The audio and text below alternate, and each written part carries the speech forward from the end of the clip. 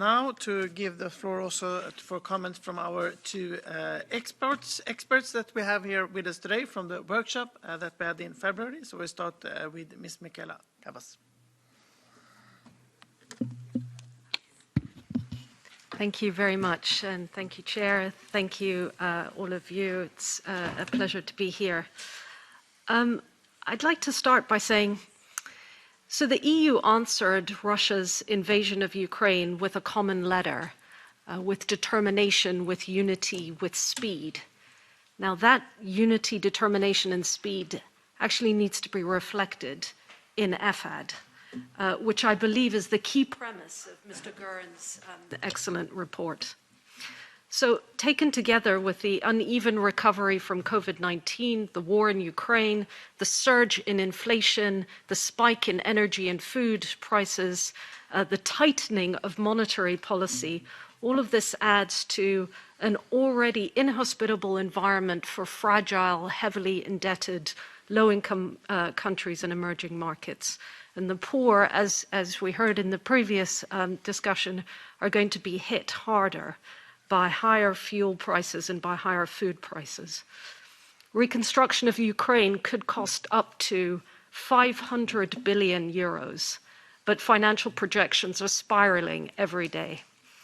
In fact, our analysis has shown that pressures to raise military spending have intensified, and given the economic climate, other spending is likely to come under intense pressure, and aid budgets will be the first to be raided.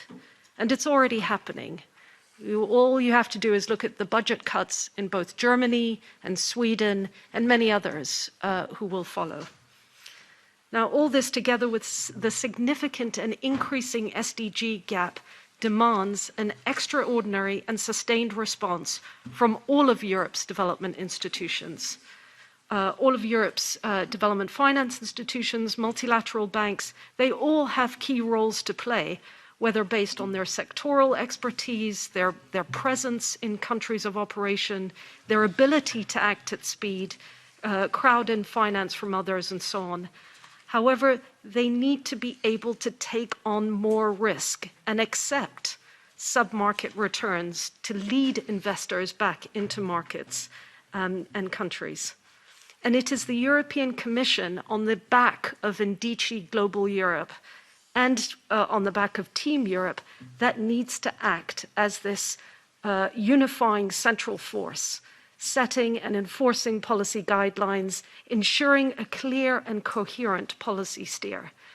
And as Mr. Bullman mentioned, there needs to be much better coordination and consistency between member state governments as well, who sit on the boards of the EIB and the EBRD and have their own national development finance institutions.